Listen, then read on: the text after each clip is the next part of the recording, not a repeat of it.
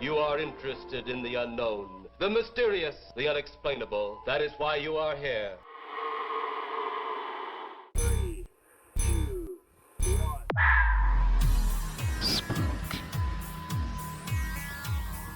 We are gathered here as advisors, as scientists. The kind of place we expect a ghost to like to wander around. Hey, we all know that we're gonna die, baby. I'll help you. I'm something of a witch. Welcome to Mission Spooky. I'm your host, Kiki. JC is taking the week off. And with me is my very special guest, my magnificent, hot-ass husband, Keys. Say hi to the audience, baby. Yo. If you guys have been listening for a while, then you remember him from episode 11, where he gave us a brilliant performance of a man who really did not want to be on my podcast. Funny, he's making his second appearance today. And I feel like that he's going to give a very similar performance. Spooksters, we just recently added another podcast to our repertoire. I guess that's what we call it. We're insane. It is called Pod of Holding. And that's where we're going to talk about all kinds of nerd shit. So we don't have to regale you guys with nerd shit on here necessarily. Jack of all trades, master of none. Thank you. I appreciate the vote of confidence there from my husband. Yeah, stimulus checks finally got here. That was a big deal. If you've been following us on Twitter, then you know that Kiki has got her stimulus check, baby. Government tried to take our money. Government came and gave me my money. So we're gonna we'll be making some upgrades that I'm pretty excited about. So quarantine has basically left us with just getting completely drunk all the time because alcohol is readily available. Meat is not. That's what I forgot. Carry on. Meat is not readily available, but alcohol is delivered directly to your door now in Pennsylvania.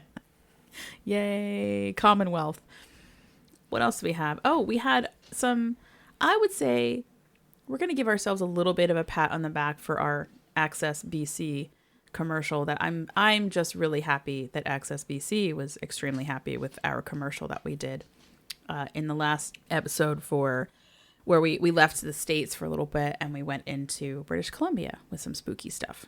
Yeah, so nothing else is really going on because JC is not here to make up stuff. And my husband just looks like he's had enough already. Wow, man, 5 minutes. We're like less than 5. We're 5 minutes and 48 seconds in and you're already like, I'm done. Yeah, but a lot of what we've already recorded is going to be edited. So... Yeah, right. Really. It's really just 3 minutes. Right. Yeah.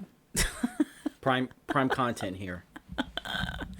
This is the segment that we call Random Chatter, where we just talk about random things that have happened. So feel free to add anything in that you want, that you think the audience would be interested in listening to.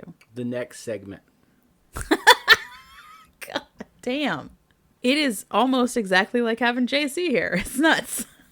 All right, well, we're going to take a moment for a sponsor, and when we get back, we're going to talk about the heist of the Dowager Empress Crystal Ball.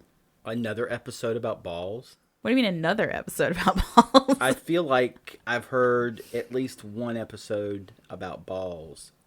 Darling, I know for a fact that you haven't listened to any of the other episodes, and I think you're... That's not true. 7 down by now. I've listened to at least, let's see, the first 7 or 8, then skipped a couple.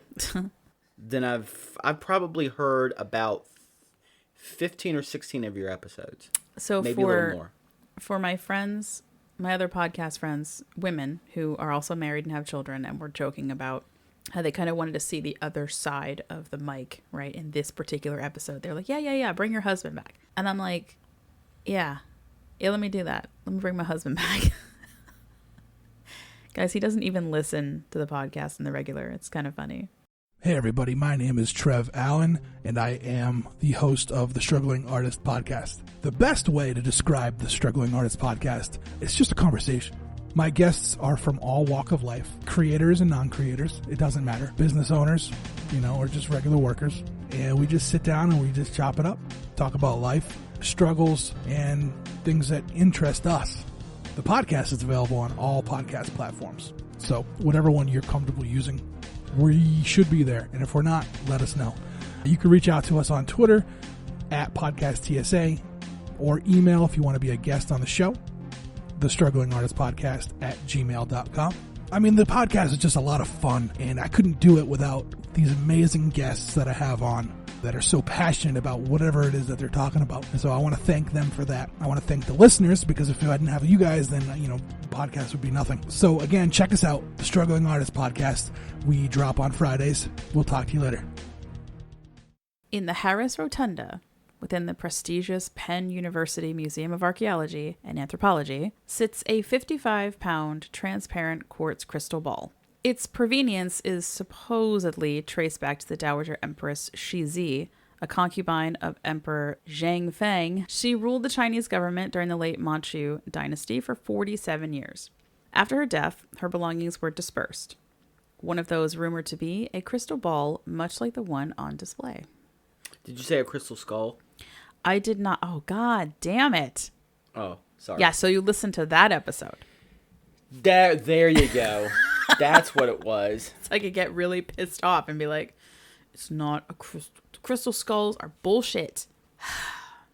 What we know to be true about the crystal ball is that it was purchased in Shanghai through Wanamakers in Philadelphia. And I was able to find that Wanamaker would hire people to travel the world in search of interesting antiques to send back to the Philly store. There was a woman who was hired when she was very young, and she had this job where he just had her travel the world. Her granddaughter was saying about how amazing the stories were that she would bring back. So imagine being a young woman getting to travel all over the world looking for antiques to send back to the States. Because, I'm pretty sure that's kind of my dream job, really. Yeah. Eldridge R. Johnson, the founder of Victor Talking Machine Company, you guys probably know Victrola, saw the piece in Wanamaker's Far East shop, which again is still kind of weird to me to think of that Wanamaker's had antiques in it and that there were specific areas where, for example, the Far East shop. You and I have been to Wanamaker's. You know what I'm talking about, right? That beautiful building downtown has the organ in it. It's gorgeous. So he sees this crystal ball in the shop and he offers to purchase it for the Penn Museum for then museum director G.B. Gordon. Now, G.B. thought the price was too high, $50,000. A little bit of trivia here. That is close to $736 million in today's money. It's a chunk of change. Yeah, for a crystal ball. So GB probably wasn't off the mark when he was looking at Eldridge being like, Is it actual crystal? It's quartz. Yes, a quartz crystal. How big? 55 pounds. That's big. Yeah. It's a giant ball. It's a big ball. Yeah. Mine are bigger. I can attest to the fact that they're not. So Figuratively speaking, yes, they are. Yeah, no, not. I would be taking you to the hospital with a major problem. They are. Yes, possibly. Humongous. Okay.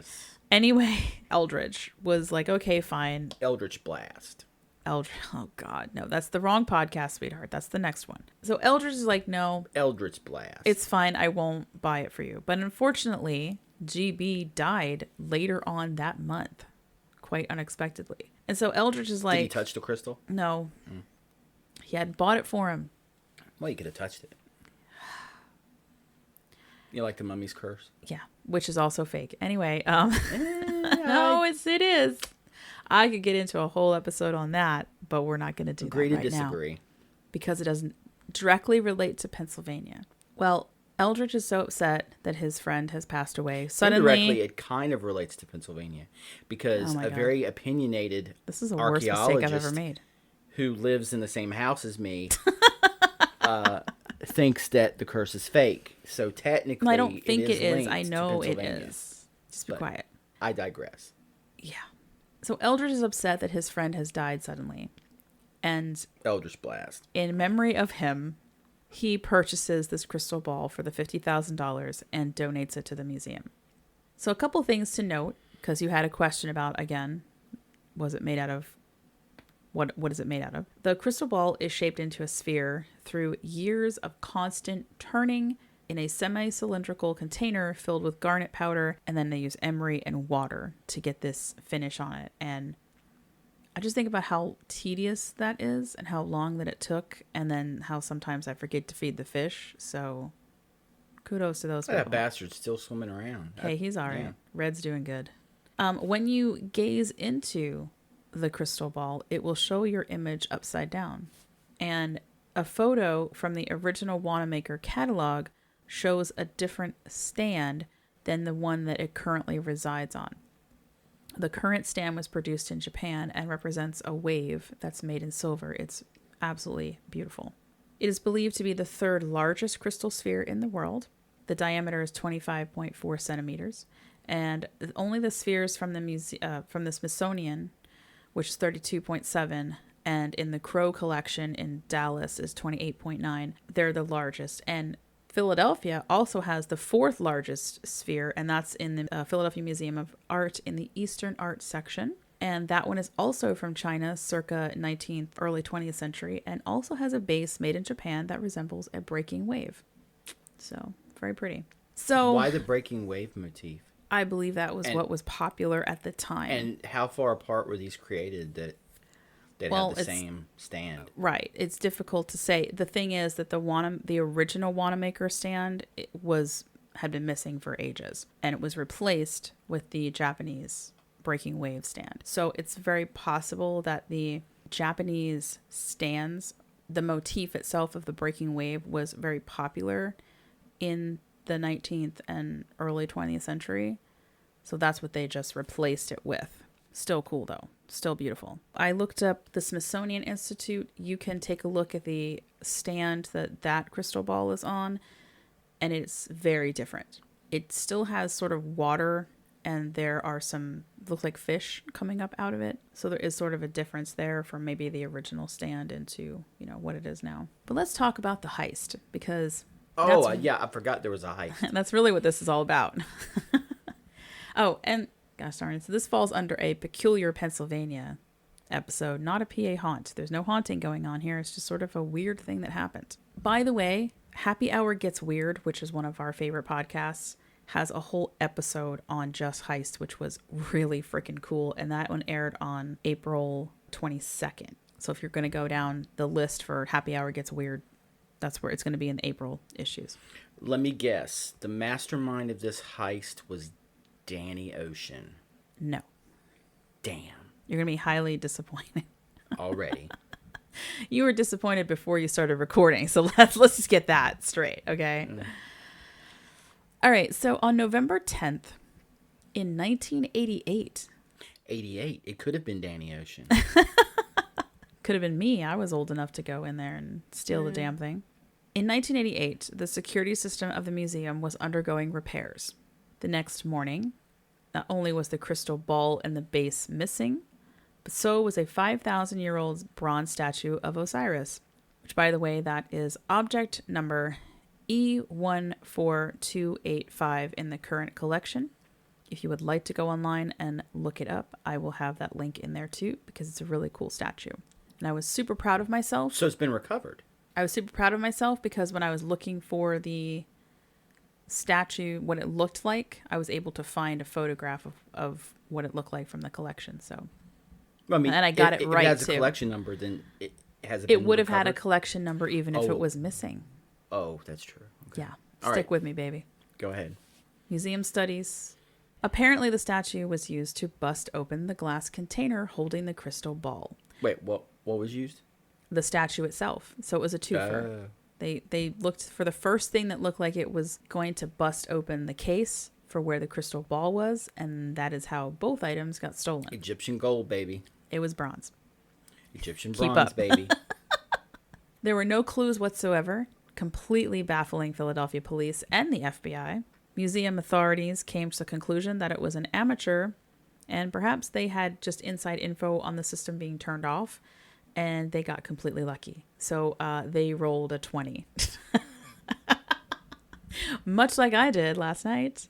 to open a safe that had what was in there? I promise not to Wrong talk about podcast. I know. I promise not to talk about nerd stuff, but I'm still kind of jazzed up about that. Guys, it was a 34 and I fucking did it. Okay. That's all I'm going to say. Shh, don't tell anybody. And I didn't fall out the window. I did, however, fall No, she did fall inside the window. inside the window. Anyway, moving on. That's kind Oh, guys. Yeah, so you can head on over to Pot of Holding if you want to hear more about that story. Anyway, Come on. I'm going to be a special guest on another podcast right after this. Right, because you're going to be a moving. special guest on Pot of Holding, too. All right, so they really believe these were just amateurs who got super, super lucky. The next day, the student found the base of the crystal ball while they were walking across the South Street Bridge. And after that, the two pieces, though, remained missing for 3 years. So they only did recover that base. That was not the original anyway, but still, still valuable. One day, archaeologist Jess Canby, who I've got to do a story on Jess Canby. She is an amazing archaeologist that is probably very little known, and I wasn't even sure who she was until this episode. She'd been working for the Penn Museum, and that is the reason why she immediately recognized the Osiris statue sitting in an antique place down on South Street. And knowing the geography of the place, since the student found the found the base on the South Street Bridge, I would assume that the first place that the police and FBI would have looked was all of the little shops along the way. I want to say they absolutely did. I'll get to that in a minute because there's a book about it. Anyway, she knew her stuff. She was amazing and actually corrected the Penn Museum's mistakes on the Ur-Nammu stele, which involved British archaeologist Leonard Woolley. And I just have to say, oh boy, man, we went to school and we learned about Leonard Woolley and how great he was, but this one he really screwed the pooch on and rebuilt the stele just so he could publish his paper faster. So, guys, man. Once again, we had a woman archaeologist correcting a man's mistakes. I guess that's the moral of that particular story. But anyway, Jess knew her stuff, and she was a spitfire. So she immediately contacts the museum director and says, look, the Osiris statue is down here. Okay, so at least we can recover this. Please call the FBI, call the police, etc. So the FBI send over Robert Whitman, who was the creator of the FBI's art crime team, and his partner, Robert Bazin. And by the way, Whitman goes into detail on this in his book called Priceless, which I highly recommend. And some of the information I'm getting here is directly from Whitman himself. So Whitman and Bazin were excited because they've been working this case from the beginning. Like I said, they had no leads until now. They head over to the shop and they kind of shake down the proprietor, who was kind of more than willing to help out because he was upset that someone had given him something that was so priceless. And he tells them Al the trash picker, who was a homeless guy, gave him the statue and that he had given him $30 for it. So Al's pretty easy to find. He's out trash picking on South Street. Let me guess. The thief ditched the statue but kept the ball. And Al, the trash collector, digs it out of the trash and sells it for money. Well, you're not far off. But this has been 3 years. So, because wait until you hear the end of the story. It doesn't make any sense whatsoever. Like, nobody really got anything out of this except Al got $30. Al is extremely helpful. He says, yeah, I got this from a guy named Larry who lives down around the corner from here. Of course, Whitman and Bazin are like, oh, really? So you didn't actually pick it out of the trash? Not really, no. The guy was letting me have some stuff out of his garage that he was going to get rid of. So they go down and talk to Larry. And here's where things get a little weird.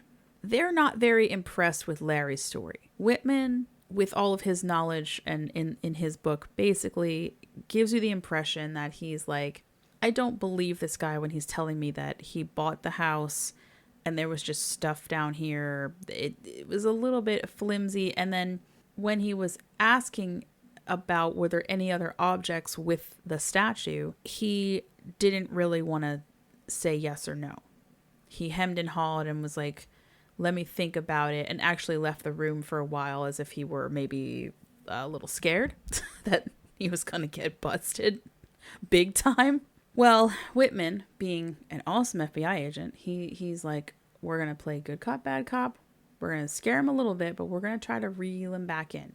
Because at this point, it's been 3 years, and let's face it, all we want to do is get the shit back.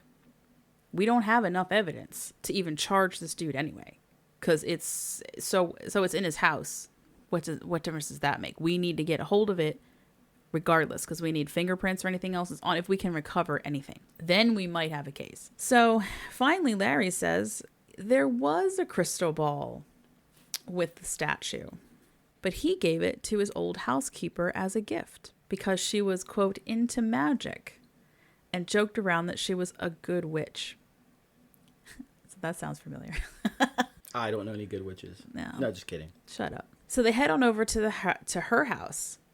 And it was kind of funny because the guys were expecting this like old cronish woman to come out, and instead this like really beautiful like 30-something blonde answers the door, and they're like, "Oh, are you so-and-so?" And then, she's like, "Yes, how can I help you?"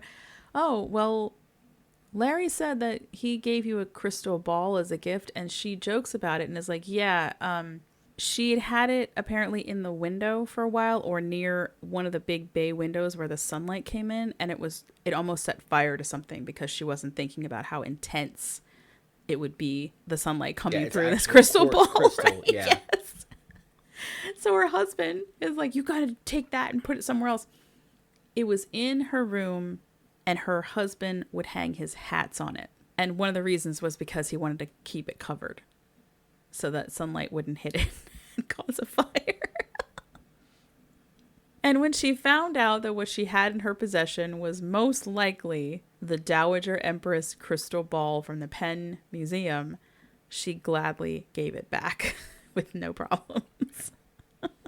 And this is why professional thieves say they would rather steal 1,000,000 hubcaps than something priceless, because they can't make any money on it. They can't get rid of it. They can't get rid of it. Everybody Unless you're knew like about it. a It was high-end thief with major connections, you're stuck with a doorstop. Yeah. And it sounds like these were amateurs. Yeah. And couldn't get rid of it. Yeah. Well, it makes you wonder that if they tried to sell it, like, someone would have been like... This is a 5,000-year-old tipped bronze off. statue from Egypt. Like, let me contact someone, because I'm this person's trying to sell me this 55-pound quartz crystal. Like, it's got to be of some importance. Yeah. Yeah. So, but nobody raised any flags. So then Right. it makes you wonder, yeah. And was it like a theft of opportunity? They worked in the museum and they were like, ooh. I think it was somebody who at least had a connection to the museum in some way to know that the alarm systems were going to be off that particular Well, now night. I'm intrigued, because Larry says it was in his house that he bought.